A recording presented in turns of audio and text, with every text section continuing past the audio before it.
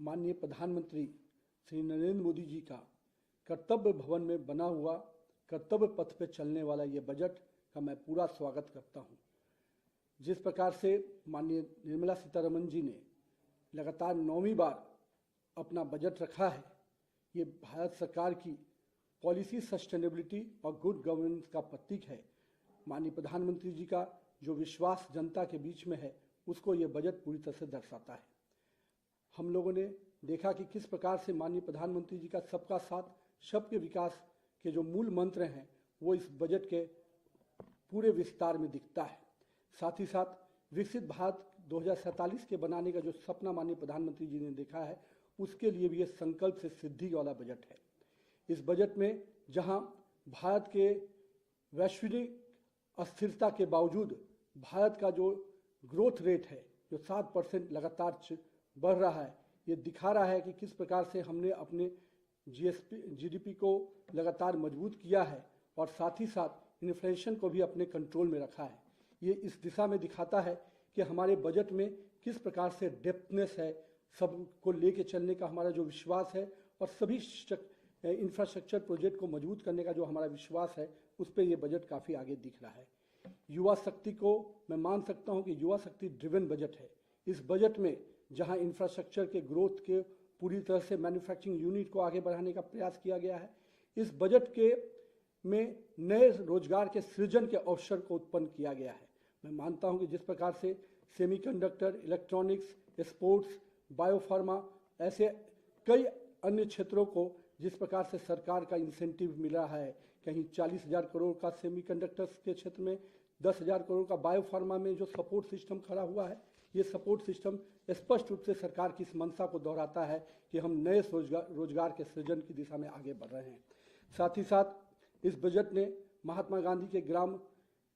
स्वरोजगार पहल को भी दिखाया है। इस पहल से जहां हमारे बुनकर, हमारे छोटे कुटीर उद्योगों को इसका लाभ मिलने जा रहा है और ग्रामीण क्षेत्रों के रोजगार को मजबूत करने की दिशा में ये बहुत बड़ा कदम है।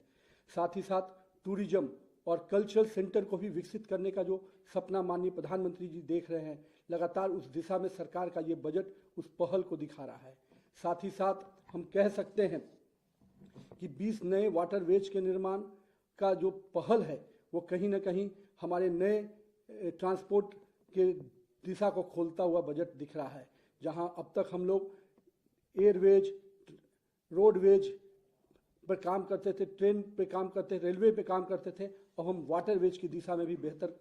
अवसर के साथ आगे बढ़ रहे हैं। पटना और बनारसी को शिप रिपेयरिंग सेंटर के रूप में विकसित करने की जो योजना माननीय प्रधानमंत्री जी ने बजट में दिखाई है, उससे कहीं ना कहीं इन इलाकों में भी बहुत बड़ा नए रोजगार के सृजन होंगे। हम कह सकते हैं कि नारियल